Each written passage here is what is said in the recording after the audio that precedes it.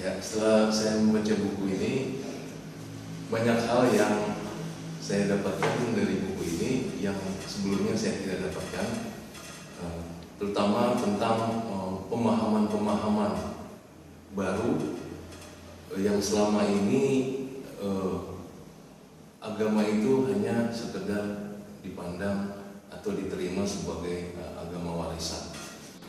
Nah, di buku ini menjelaskan lebih dalam tentang esensi daripada agama itu sendiri. Jadi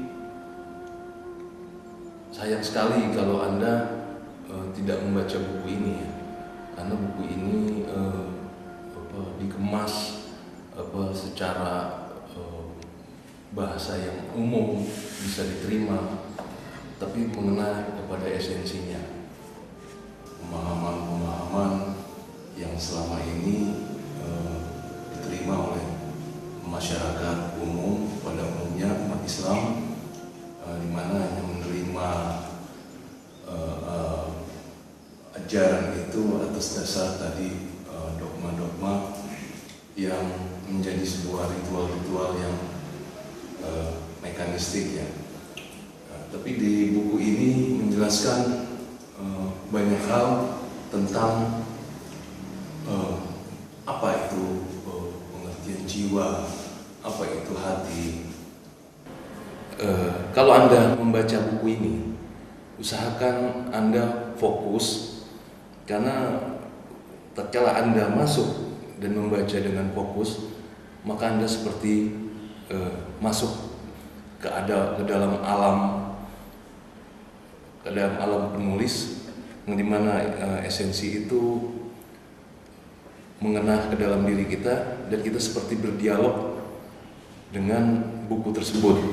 Alasan orang untuk membaca buku ini adalah untuk membuka wawasan, di mana selama ini mereka menerima agama itu hanya sekedar kultur kebudayaan ya, dan ritual-ritual yang mekanistik yang tidak sampai menyentuh kepada esensi batin. Nah, di buku ini menjelaskan tentang bagaimana hakikat daripada beragama itu bukan hanya sekedar lahir, tapi kepada esensi batin.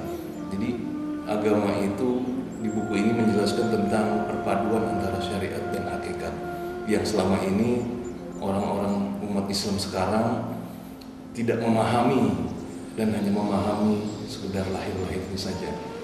Buku ini bagus sekali untuk dibaca, terutama umat Islam, karena membuka wawasan, bisa lebih tahu tentang makna-makna bahasa yang selama ini diterima dan hanya sekedar menerima tanpa makna sedikit pun.